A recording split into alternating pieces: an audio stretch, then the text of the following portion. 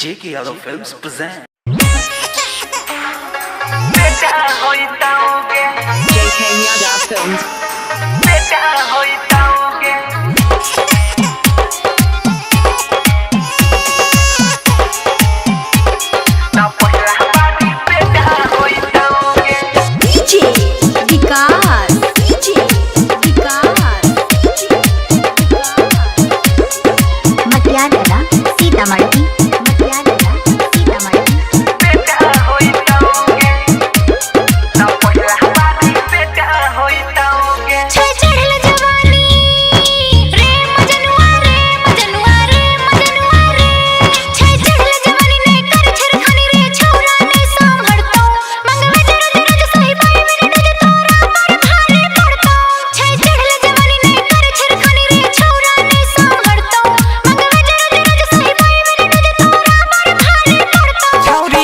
बहु जे मनतर का पहला बारी बेटा होइता ये छौरी जनतर में मारा बहु जे मनतर का पहला बारी बेटा होइता गे J.K. Yadav Films.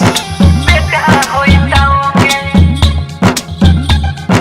बेटा होइता गे डीजे विकास का पहला बारी बेटा होइता गे मटियाला सीतामढ़ी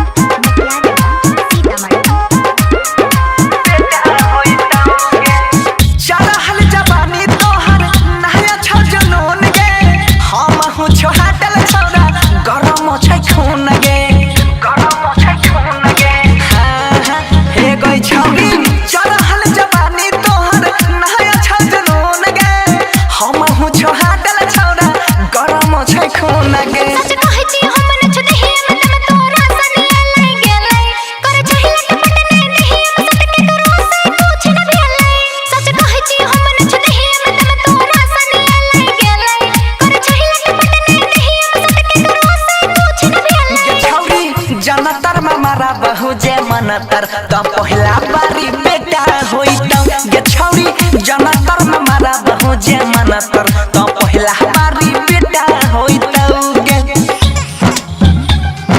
बेटा होइता J.K. Yadav Films. होइता गे डीजे विकास तो पहला बारी बेटा होइता गे मटियाला सीतामढ़ी